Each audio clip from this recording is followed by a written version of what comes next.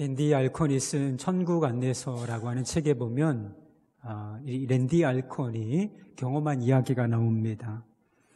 이 랜디 알콘이라고 하는 사람이 우크라이나의 한 목회자를 만났는데 그가 자신을 이렇게 소개했다고 합니다. 나는 시베리아에 있는 신학교에서 17년 동안이나 목회 훈련을 받았습니다. 이렇게 자신을 소개했다는 것입니다. 시베리아에 무슨 명문 신학교가 있었다라고 하는 뜻인가? 그런 뜻이 아니었습니다. 이 시베리아 신학교라고 하는 것은 공산당의 압력에 불복한 목회자들이 유배되었던 강제 수용소를 말하는 것이었습니다. 그들은 그곳에서 강제 노동을 하면서 혹독한 시간을 보냈을 것이 분명합니다. 그것도 17년간이나 말입니다. 그러나 그들은 그것을 유배지 또는 감옥이라 부르지 아니하고 그것을 신학교라고 불렀습니다. 환경은 춥고 또 혹독했지만 그곳에서 하나님을 의지하는 법을 배우고 또 교회를 섬기는 법을 배웠기 때문이었습니다. 모세는 왕궁학교 출신이었지만 그가 광야학교에서 더 많은 것들을 배웠습니다. 우리가 얼마 전까지 요나서를 살펴보았는데요. 요나는 물고기 뱃속 신학교 출신이었습니다. 여러분 한번 생각해 보세요. 여러분 어느 학교 출신이십니까? 여러분 어느 곳에서 하나님을 섬기는 법을 배우셨습니까? 야고보는 고난받고 있는 성도들에게 여러 가지 시험을 만날 때 그것을 온전히 기쁘게 여기라고 말했습니다. 그리고 인내를 온전히 이루라 이렇게 말했습니다. 시험의 때에 우리가 그것을 믿음과 인내로 반응하면 그것이 우리에게 성숙이라는 열매를 가져다 줄 것이기 때문에 그와 같이 하라라고 권면했던 것입니다. 그런데 13절 말씀에 보면 앞에서 말한 것과는 좀 다른 종류의 시험을 언급하고 있는 것처럼 보입니다. 사람이 시험을 받을 때에 내가 하나님께 시험을 받는다 하지 말지니 하나님은 악에게 시험을 받지도 아니하시고 친히 아무도 시험하지 아니하시느니라. 여러분 우리가 가진 지식은 어떻습니까? 성경을 전체적으로 보면 하나님께서 자기 백성들을 시험하실 때도 있다라고 하는 사실을 우리는 알고 있습니다. 야고보가 앞에서 말하고 있는 것처럼 우리의 믿음과 우리의 성품을 성숙하게 하기 위하여 그렇게 하신다는 사실을 여러 성경을 통해서 알고 있습니다. 그렇기 때문에 12절에 시험을 참아내는 자가 복이 있다 이렇게 이야기하고 있었던 것이죠. 그러나 이 말씀을 보면 하나님은 친히 아무도 시험하지 않으신다 이렇게 말씀하고 있습니다. 시험이라고 하는 단어는 같습니다. 시험이라고 하는 단어는 같지만 내용상으로는 전혀 다른 시험에 대해서 언급하고 있다는 사실을 이야기해 주고 있는 것이지요. 구분을 짓자면 그렇습니다. 앞부분에 나오는 시험은 테스트 또는 시련이라는 의미의 시험을 말하는 것입니다. 그런데 13절 이하에 나오는 시험이라고 하는 것은 우리가 템테이션, 유혹이라고 부르는 그런 시험을 말하는 것입니다. 그 테스트 또는 시련이라고 불리는 이 시험은 그 동기가 선한 것입니다. 그런데 유혹은 그 동기가 악한 데 있습니다. 하나님께서 악한 동기로 우리로 하여금 죄를 짓게 하시려고 우리를 유혹하신다. 여러분 그렇게 생각할 수 있습니까? 하나님의 선하신 성품, 거룩하신 성품을 생각할 때에 도무지 그것은 불가능한 생각이라고 할 수 있는 것이지요. 그런데 왜 굳이 야고보는 구분하기가 쉽지 않아? 그 말씀을 잘 이렇게 해석을 하고 면밀히 살펴볼 때 이것은 구분이 되어집니다. 그렇지만 일반적으로 쓱 한번 읽을 때는 이게 무슨 시험을 의미하는 것인가 헷갈린다 이렇게 생각할 정도로 시험과 유혹을 붙여놓고 있는 것이겠습니까? 시험을 인내하는 것이 복이라 이렇게 말하면서 유혹에 흔들리지 말라 동시에 이렇게 이야기하고 있는 이유는 도대체 무엇인가 말입니다. 여러분, 이유가 있는 것입니다. 외부적인 시련이 찾아올 때 내적인 시험, 유혹이 찾아올 수 있기 때문인 것입니다. 시련은 외부적이고 환경적인 것을 의미합니다. 이를테면 박해나 경제적인 궁핍, 가난 같은 것이지요. 그런데 우리가 그와 같은 시련을 당할 때 내적인 유혹이 찾아올 수 있고 그것에 대해서 우리가 올바르게 대처하지 못하면 우리가 죄된 길, 악한 길, 실패하는 길로 빠져들 수 있기 때문이라는 것이지요. 예를 들어서 박해를 한번 생각해 보십시다. 이런 박해 자체는 하나님께서 허용하시는 거예요. 하나님께서 우리에게 허용하실 수 있는 고난의 한 종류, 그것이 바로 박해입니다. 그래서 이것을 통과하면 시베리아 신학교를 통과한 것처럼 교회가 박해 때문에 무너진 적은 없어요. 오히려 더 건강하게 생명력 있게 성장하는 그런 일이 실제로 교회사 안에 일어났다는 것을 우리가 알고 있습니다. 그런데요, 우리가 박해를 받을 때 유혹이 찾아올 수도 있습니다. 어떤 유혹이죠? 세상과 적당히 타협하고 어려운 거 힘드니까 적당히 타협하고 편안하게 살 유혹, 이런 것이 우리 안에 찾아올 수 있다는 것이지요. 더 심각하게는 더 심각한 고난이 찾아올 때는 배교의 유혹, 그게 실제예요. 배교의 유혹이 찾아올 수 있기 때문에 이런 것들을 주의하고 흔들리지 말라 이렇게 이야기했던 것입니다.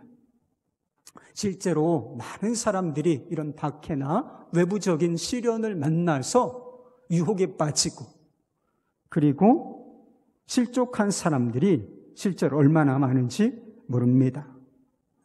많은 사람들이 고통과 실패의 원인을 하나님께 돌리는 경우가 있어요. 아담이 범죄했을 때 무엇이라고 했는지 아십니까? 하나님이 주셔서 나와 함께 있게 하신 여자, 그가 그 나무 열매를 내게 주므로 내가 먹었나이다. 이렇게 이야기해요. 자신이 죄를 지었는데 선악을 알게 하는 나무의 열매를 먹는 이 타락의 죄를 지었는데 그게 누구 때문이 아니라는 거예요. 저 여자. 그리고 궁극적으로는 하나님이 제게 주셔서 하나님이 이 여자 제게 주셨기 때문에 그게 제가 열매를 먹은 원인입니다. 이렇게 이야기하고 있는 것이지요. 궁극적으로 자신의 범죄의 책임을 하나님께 돌리는 어리석은 일을 하고 있는 것을 보게 되는 것입니다. 그러나 우리가 야고보가 말하기를 정작 우리가 책임을 물어야 할 대상, 그건 다른 사람도 아니고 하나님도 아니고 사실은 우리 자신이라고 이야기합니다. 14절 말씀입니다. 오직 각 사람이 시험을 받는 것은 자기 욕심에 끌려 미혹됨이니. 본문 말씀에는 사단이라고 하는 사탄, 마귀 이런 단어는 나오지 않습니다. 그러나 성경을 전체적으로 보면 우리를 죄를 짓도록 유혹하는 궁극적인 주체는 사단입니다. 그런데 우리가 죄를 짓는 이유가 사단의 유혹 때문일까? 오직 그런 이유만 있는 것일까? 그렇지가 않다는 것입니다. 사단이 우리를 유혹하도록 빌미를 주는 것이 조금 더 심각하게 표현하면 그 유혹을 이끌어들이는 것이 우리 안에 있는데 그것이 바로 욕심이라고 하는 것입니다. 어떤 교회 목사님께 그 교회 교인이 찾아와서 상담을 요청했다는 것입니다. 상담을 요청한 교인이 흥분해서 이런 이야기를 했대요. 얼마 전에 같은 교인이 자기가 하는 사업에 투자를 해주면 매달 50%의 이익금을 주겠노라. 이런 제안을 하면서 투자를 해달라. 이런 요청을 했다는 것입니다. 그래서 그 말을 믿고 자기가 은행에 저축해둔 돈, 그 몽땅 다 찾아서 그 교인의 사업에 투자를 했다는 것입니다. 그런데 매달 50%의 이익금은 고사하고 그 교인의 회사가 문을 닫음으로 말미암아 그 본전도 투자금 전체를 날리는 그런 일이 발생하게 되었다는 것입니다. 얼마나 억울합니까? 아무리 생각해도 억울하고 분하고 잠이 오지 않아서 목사님께 찾아가서 상담을 요청한 것입니다. 도대체 이 교인을, 그 사람을, 나를 속인 그 사람을 도대체 어떻게 하면 좋겠습니까? 그 말을 듣고 목사님이 그런 이야기를 해주셨대요. 저 같으면 조금 어려울 것 같은데 하여튼 이분은 정확하게 짚어주셨대요. 도둑은 그 사람이 아니라 바로 당신입니다. 열심히 땀 흘리고 일해서 모든 경비를 제한 다음 투자한 금액의 10%에 해당하는 이익만 올려도 대단한 성공입니다. 그런데 어찌 도둑이 아니고서야 가만히 앉아서 매달 50%의 순수익을 바란다는 말입니까? 그런 마음을 가지고서는 사기를 당하든지 또는 사기꾼이 되든지 둘 중에 하나가 될 수밖에 없습니다. 사기를 친 사람을 혼내려고 하기 전에 도둑의 마음을 갖고 있던 것을 먼저 회개하십시오. 이렇게 얘기했대요. 사람들이 경제적인 손해, 사기당해서 고통받는 사람들이 실제로 있지요. 근데 사기를 당하는 경우를 보면 좀 어처구니 없는 경우가 있습니다. 그럼 매달 50%의 투자금의 50%에 해당하는 순수익을 얻는 것이 가능한 일입니까? 여러분, 상식적으로는 거의 가능한 일이 아닙니다. 그런데 그런 제안이 올 때 어처구니 없게 그 제안을 믿어버린다는 것이지요. 왜 그 제안을 상식적으로는 대단히 어려운 거의 불가능한 일인데 왜 그런 제안을 솔깃하게 듣고 그 제안을 믿어버리는 것입니까? 우리 안에 물질에 대한 욕심이 있기 때문이에요. 그 욕심에 눈이 어두워져서 상식적인 판단을 하지 못하고 거기에 넘어가게 되는 것입니다. 그러니 사기꾼을 탓하기 전에 그 욕심을 가지고 있었던 자신을 탓하는 것이 옳은 일이 아니겠습니까? 시험과 시련을 믿음과 인내로서 반응하면 성숙이라고 하는, 성장과 성숙이라고 하는 열매를 거둘 수 있다고 했습니다. 마찬가지로 야고보는 욕심과 유혹도 성장하는 속성이 있다고 말해요.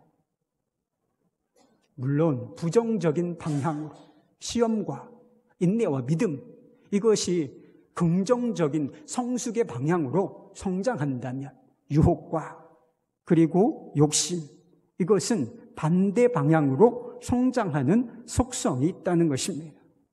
15절 말씀이에요. 욕심이 잉태한 즉 죄를 낳고 죄가 장성한 즉 사망을 낳느니라. 여러분, 욕심이 처음부터 구체적인 죄가 되는 것은 아닙니다.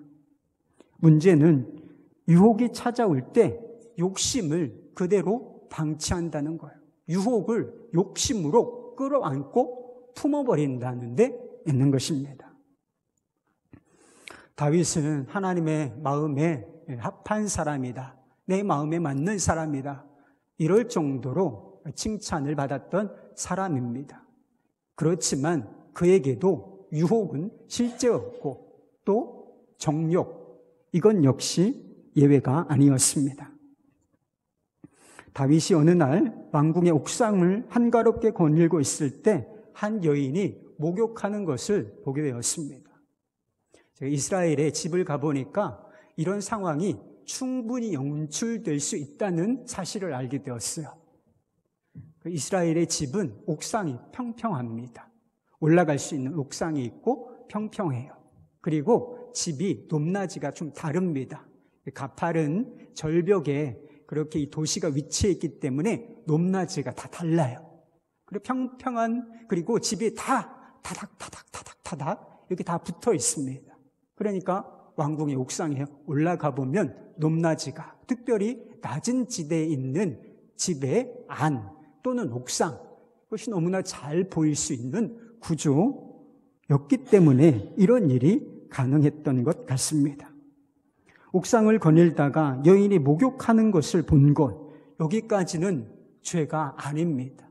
우연이고 조금 더 깊이 표현하면 유혹이라고 할 수 있는 것이지요. 문제는 다윗이 이 여인을 보고 돌아서지 않았다는 데 있습니다. 계속하여 그 목욕하는 여인을 바라보는데 그 여인이 아름다워 보였다고 했습니다. 거리가 얼마나 떨어져 있는지는 몰랐는데 그 여인이 아름답게 보였다는 거예요. 처음에는 우연이었지만 그것을 뒤돌아서지 아니하고 계속하여 응시하고 바라보니 성적인 욕망을 품고 그 여인을 바라보기 시작했다라고 하는 것을 의미하는 것이지요. 유혹과 다윗 안에 있는 이 욕심, 이 두 가지가 결합하자 이제 죄를 짓는 길로 속절없이 빠져들게 되는 모습을 보게 됩니다. 속도가 굉장히 빨라져요. 마음에 있는 것이 이제는 행동으로 옮겨지기 시작합니다. 처음에는 그 여인에 대해서 사람을 보내서 알아보고 그 다음에는 전령을 보내 왕궁으로 그를 불러들입니다. 그리고 결국에는 그 여인과 동침하기에 이르지요. 그 여인이 남편이 있는 여자인 걸 몰랐을까? 알았습니다. 다 조사해보고 다 알았음에도 불구하고 그 욕망이 폭발하여 그가 스스로를 제어할 수 없는 지경에까지 이르게 된 것이었습니다. 그러나 다윗의 죄는 거기서 그치지 않아요. 자신의 죄를 은폐하기 위하여 더 큰 죄를 짓습니다. 그녀의 남편이고 자신의 충성스러운 신하였던 우리아를 치열한 전투의 현장에 내보내 죽게 만드는 죄를 짓게 됩니다. 야고보의 말대로 욕심이 잉태하여 뭐가 된 거예요? 죄가 되고 죄가 잉태하여 장성하여 사망을 낳은 것이지요. 욕심에 이끌려 죄를 지은 다윗의 삶이 그 이후로 얼마나 고통스러웠는지 여러분 알고 계십니까? 다윗과 그의 집안의 갈등과 다툼, 전쟁, 그리고 죽음의 그림자가 끊이지 않아요. 그런 일들이 계속하여 벌어지는 이야기가 성경에 고스란히 기록되어 있습니다. 죄가 장성하여 사망을 낳는다는 것이 꼭 육체적인 죽음을 의미하는 것인가? 그렇지는 않습니다. 죄가 곧 육체적인 사망을 낳는다면 지금 우리 중에 욕심이 곧 끝까지 육체적인 사망으로 이어진다면 우리 중에 여기에 살아있을 사람이 누가 있어요? 살아있을 사람 아무도 없어요. 사망이 육체적인 죽음이나 지옥을 의미하는 것은 아닐지라도 어찌 됐든지 야고보가 앞에서 말한 성장, 성숙, 열매 이런 긍정적인 것들과는 완전히 그 정반대에 있는 것을 의미하는 것만큼은 분명한 것입니다. 그럼 하나님의 계획은 우리가 그리스도 예수 안에서 풍성한 삶을 누리는 것입니다. 예수님께서 오신 이유를 그렇게 말씀하셨잖아요. 내가 온 것은 양으로 하여금 생명을 얻고 더 풍성히 얻게 하려 함이라. 할렐루야. 이것이 하나님 그리스도 예수 안에서 우리를 향하여 가지고 계신 하나님의 계획인 것입니다. 성령 안에 살며 그리스도를 닮아가는 것, 이것이 하나님의 계획입니다. 그러나 욕심과 그로 인한 죄는 하나님의 계획과는 정반대의 삶으로 우리를 이끌어 간다는 것입니다. 여러분, 육신의 욕심이 이끄는 대로 살면서 하나님이 인도하시는 대로 살 수 있다고 생각하십니까? 죄를 지으면서 풍성한 삶, 아름다운 삶, 의미 있는 삶을 살 수 있다고 여러분은 생각하고 계십니까? 죄된 열매를 이곳저곳에서 맺어가면서 성령의 열매를 우리가 맺어갈 수 있다고 여러분 생각하십니까? 세상을 닮아가면서 그리스도를 닮아갈 수 있다고 여러분 그것이 가능한 일이라고 생각하고 계십니까? 그럴 수는 없는 일입니다. 사람이 꼭 목숨이 끊어져야 죽은 게 아니에요. 삼손이 유혹의 욕심에 넘어가 하나님의 선물을 잃어버리고 그 힘 다 잃어버리고 사명을 잃어버렸을 때 그는 죽은 것이나 마찬가지였습니다. 그리스도인들도 하나님께서 예비해 주신 그 풍성한 삶도 누리지 못하고 그리고 그리스도인답지도 못하면 사실은 죽은 것이나 마찬가지입니다. 교회와 세상에 경계가 있어야 하지 않습니까? 교회는 세상과는 분명히 다른 구석이 있는 공동체여야 맞는 것입니다. 그러나 이 경계가 무너지고 이 교회와 세상이 이 구분이 모호해지면 교회는 이 공동체는 죽은 것이나 마찬가지입니다. 예수님께서 경건의 능력을 잃어버리고 형식만 남은 이 4대 교회를 향하여 뭐라고 말씀하셨는지 여러분 아십니까? 내가 살아있다는 이름은 가졌으나 죽은 자로다. 너 살아있다는 이름은 가졌지만 너 죽었어. 너 죽은 거야. 이런 말씀하셨습니다. 여러분, 유혹은 언제나 있는 것입니다. 유혹은 실제예요. 유혹의 안전지대에 살고 있는 사람은 아무도 없습니다. 세상에서 멀리 떨어져 수도원 같은 곳에서 세상과 상관없는, 세상과 사람들과 부딪히지 않는 삶을 산다고 그 사람이 유혹의 욕심에서 자유로운 것일까? 그렇지가 않아요. 유혹의 빌미가 되고 지렛대가 되는 욕심은 모든 사람 안에 있기 때문이라는 것이지요. 그렇다면 이런 성향을 가진 사람들, 여러분 욕심이 실제예요. 이런 성향을 가진 사람들이 도대체 어떻게 유혹의 욕심, 이 시험을 이기고 승리를 얻을 수 있겠습니까? 우리 16절, 17절 말씀 보십시다. 내 사랑하는 형제들아, 속지 말라. 온갖 좋은 은사와 온전한 선물이 다 위로부터 빛들의 아버지께로부터 내려오나니 그는 변함도 없으시고 회전하는 그림자도 없으시니라. 먼저 야고보가 속지 말라, 속지 마라, 속지 말라 이렇게 이야기합니다. 바꾸어 이야기하면 사람들이 자주 속아 넘어가는 게 있다, 이런 이야기죠. 사람들은 항상 좋은 것을 추구하는 속성이 있습니다. 그런 갈망을 가지고 있습니다. 이를테면 행복과 안전과 기쁨과 평안, 삶의 의미, 그리고 더 나아가서는 생명, 이런 것들을 갈망하고 추구하는 성향이 있습니다. 중요한 것은 무엇으로부터 그런 것을 얻고 누리려고 하는가, 그 대상이 무엇인가, 이게 중요한 문제입니다. 사람들은 그런 것들이 일반적으로 어디에 있다고 생각합니까? 돈과 권력과 성공과 성적인 관계, 이런 곳에 있다고 생각합니다. 이런 것에 안전과 기쁨과 만족과 평안, 행복, 이런 것이 있다고 생각하니 그런 것을 얻으려고 욕심을 내고 있는 것이지요. 그런데 야고보는 이것이 속는 거랍니다. 여러분, 이것이 속는 거라는 거예요. 우리가 갈망하는 온갖 좋은 것들은 그런 것들로부터 오는 것이 아니라 위로부터 내려온다는 것입니다. 우리가 보는 세상 속에 그 어떤 것 속에 있는 것이 아니라 위에 있다는 것입니다. 그리고 빛들의 아버지, 나의 선하신 아버지, 그분에게로부터 모든 좋은 것들이 온다. 그러니 속지 말라는 거예요.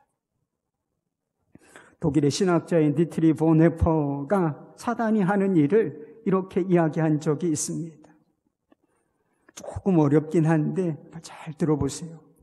우리를 구성하는 것들 가운데는 불쑥 튀어나오는 격렬한 욕망에 편향하는 잠자고 있는 성향이 있다. 불가항력적인 힘으로 욕망은 육신을 제압한다. 일시의 내밀한 곳에서 연기를 피우던 불꽃이 타오른다. 육신은 화염 속에 불탄다. 그것이 정욕이든 야망이든 호욕이든 복수심이든 명예욕이든 권력욕이든 탐욕이든 그리고 세상 즉 자연의 아름다움에 대한 별스러운 욕망이든 상관없다. 하나님 안에서 누리던 기쁨은 우리 안에서 꺼져가고 우리는 피조물 속에서 모든 기쁨을 찾는다. 지금 우리에게 하나님은 전혀 실제가 아니다. 하나님은 완전한 실제를 이루셨고 피조물에 대한 욕망만이 실제이다. 사단만이 유일한 실제이다. 사단은 이러한 상태로 우리로 하여금 하나님을 혐오하게 만드는 것이 아니라 하나님을 잊게 만든다. 이렇게 썼습니다. 여러분, 사단이 하는 일이 뭔가요?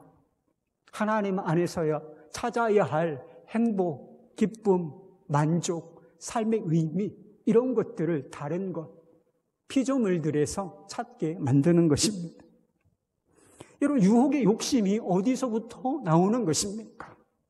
우리에게 분명한 실제여야 할 하나님, 그분을 잊을 때, 그리고 내 삶 속에서 내 마음 속에서 사라질 때 유혹의 욕심은 타오르는 실제가 된다 하는 것입니다. 욕심 없이 살아야 되겠다, 여러분 그런 생각해 보신 적이 있어요? 있습니까? 그런데 유혹의 욕심 없이 살아봐야 하겠다. 욕심을 좀 줄여야지. 이런 생각한다고 욕심이 줄어듭니까? 욕심은 그냥 없어지지 않아요. 유혹은 그냥 사라지는 것이 아닙니다. 하나님을 신뢰하는 만큼만 욕심은 줄어들고 하나님을 사랑하는 만큼만 유혹은 힘을 잃게 되는 것입니다. 하나님이 우리 마음 안에서 실제인 만큼만 유혹의 욕심에서 자유로울 수 있는 것입니다. 미국의 존스 홉킨스 대학과 병원을 설립하신 설립자가 있는데 하워드 켈리 박사입니다. 전 세계적으로 유명한 산부인과 의사였고 지금은 제왕절개 수술이 보편적이지만 이분이 처음으로 제왕절개 수술을 시도해서 성공을 한 분이었습니다. 그런데 그가 의과대학을 졸업하는 날 일기를 썼는데 이렇게 써놓았다는 것입니다. 주님, 내 자신과 나의 시간과 나의 능력과 나의 열정, 이 모든 것을 당신께 드립니다. 당신의 도구로 사용되기 원하오니 나를 정결하게 하시고 제가 주님께 가까이 가는 것을 방해하는 것이라면 세상에서의 어떤 성공이라도 제게 허락하지 마옵소서. 여러분, 성공에도 유혹이 있습니다. 여러분, 성공은 꼭 좋은 것만은 아닐 수도 있어요. 성공이 가지는 위험성이 있습니다. 성공 때문에 넘어지고 실패한 사람들, 하나님께 가까이 가는데 실패하고 하나님과 멀어진 사람들 실제로 수두룩합니다. 그러나 이 하워드 켈리 박사는 성공을 욕심내지도 않았고 그리고 성공의 유혹에 넘어가지도 않았습니다. 그에게 이 성공이라고 하는 것이 결국은 주어졌지만 그것은 하나님을 위한 선한 도구가 되었을 뿐입니다. 어떻게 이런 일이 가능했을까요? 그가 하나님 없는 성공, 하나님 없는 기쁨, 하나님 없는 삶, 이것을 단호하게 거부했기 때문인 것입니다. 여러분, 우리에게 유익하고 다 좋은 것, 우리의 삶을 선하게 하는 것은 다 어디로부터 오는 것인가? 하나님께로부터 오고 하나님과 함께 오는 것입니다. 아버지 되신 하나님은 그것을 우리에게 풍성하게 주시기를 원하세요. 여러분, 이 진리를 극명하게 보여주는 것이 바로 우리 주 예수 그리스도의 십자가, 하나님의 아들이신 그분이 자신을 생명으로 내어주신 것, 이 사건에 분명하게 보여준 줄로 믿습니다. 여러분, 이 진리를 믿으십니까? 모든 좋은 것, 선한 것, 나를 유익하게 하는 것은 오직 위로부터 하나님과 함께 온다. 이 진리를 믿으십니까? 하나님 이외의 것에서 행복을 구하지 않겠다. 그리스도 밖에서 평안과 기쁨을 구하지 않겠다. 오직 주님 안에서만 삶의 의미와 기쁨을 찾겠다. 이것만 분명하게 결단해도 유혹이 보여요. 유혹이 보입니다. 흔들리지 않고 그것에 대해서 대처할 수 있는 용기와 힘을 갖게 될 줄로 믿습니다. 또 하나 유혹의 욕심을 이길 수 있는 길이 있습니다. 그것은 진리의 말씀 안에 사는 겁니다. 18절 말씀에 보면 하나님께서 진리의 말씀으로 우리를 낳으셨다, 이런 말씀이 있습니다. 하나님께서 진리의 말씀, 복음이죠. 복음의 말씀으로 우리를 거듭나게 하셨다는 뜻입니다. 하나님께서 우리에게 좋은 것을 주시기를 원하시는데 그 좋은 것 중에 좋은 것, 가장 좋은 것, 그게 무엇이라는 것입니까? 예수 그리스도 안에서 얻은 새로운 생명, 이것이 가장 좋은 것 중에 좋은 것이라고 하는 것이지요. 하나님은 진리의 말씀으로 우리를 낳으셨습니다. 그러나 그것으로 끝나는 게 아니에요. 여러분, 자녀들 낳고 그것을 끝입니까? 네가 알아서 다 해라 이제는, 이렇게 합니까? 아니지요. 하나님은 우리가 온전하게 되는 데까지 우리를 양육하시고 보호하시기를 원하시는데 이것이 어디 안에서 이루어지는 것인가? 말씀, 진리의 말씀 안에서 이루어진다는 것입니다. 말하자면 이 진리의 말씀은 우리를 거듭나게 하는 하나님의 능력인 동시에 유혹의 욕심, 세상의 시험으로부터 우리를 보호하시는, 우리를 성결하게 하시는 하나님의 능력이기도 하다, 그런 의미를 담고 있는 것입니다.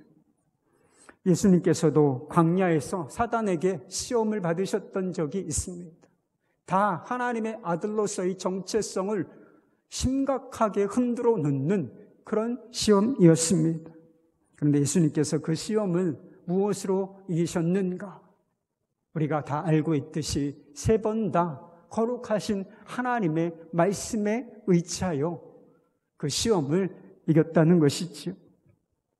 우리가 읽지 않았지만 21절 말씀에 보면 야고보는 모든 더러운 것과 악한 것을 버리고, 그런 표현이 있어요. 마음에 심어진 말씀을 온유함으로 받으라.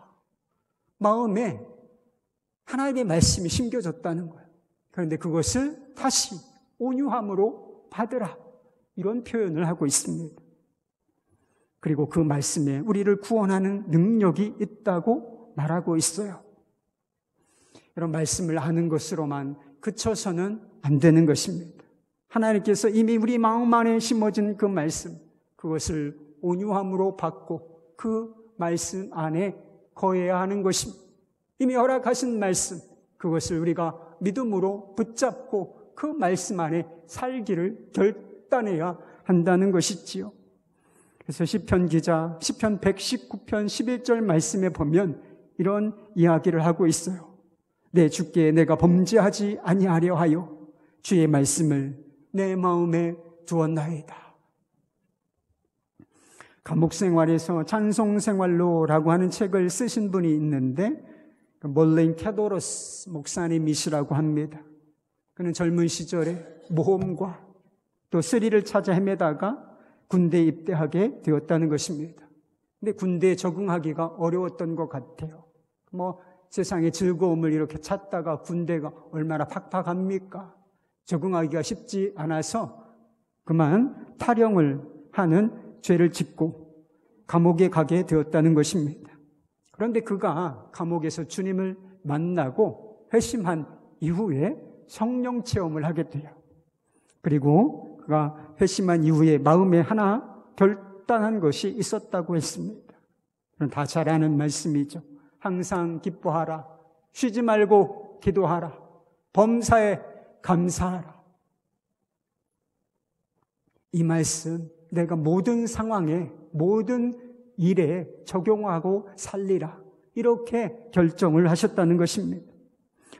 사고가 생겨도 기뻐하고 병이 들어도 감사하고 실패를 만나도 찬송하며 하나님께 나아갔습니다. 그런데 사단이 끊임없이 그를 유혹했다는 거예요. 시험했다는 것입니다. 내가 이래도 기뻐하겠느냐? 내가 이런 일이 일어났는데도 너 감사하며 찬양할 수 있겠느냐? 흔들리는 순간이 있었지만 이 케도로스 목사님은 끝까지 하나님께서 주신 생각, 하나님의 말씀을 지키기로 생각하였던 그 마음, 지켜나가며 놀라운 기적을 경험했다 하는 이야기가 있습니다. 시험도 실제이고 우리 안에 있는 욕심도 부정할 수 없는 실제입니다. 이것을 부정해버리면 반드시 실패하고 맙니다. 그러나 분명하게 인정해야 할 것이 또 하나 있습니다. 변함없는 하나님의 사랑도 실제이고 그리고 진리의 말씀의 능력도 실제라는 사실입니다. 우리를 생명으로 이끄는 실제에 초점을 맞추시고 하나님께서 우리에게 원하시고 기뻐하시는 뜻대로 하나님 안에서 좋은 것을 누리며 풍성한 삶을 누리실 수 있는 여러분 되시기를 우리 주님의 이름으로 축원합니다. 우리 기도하십시다.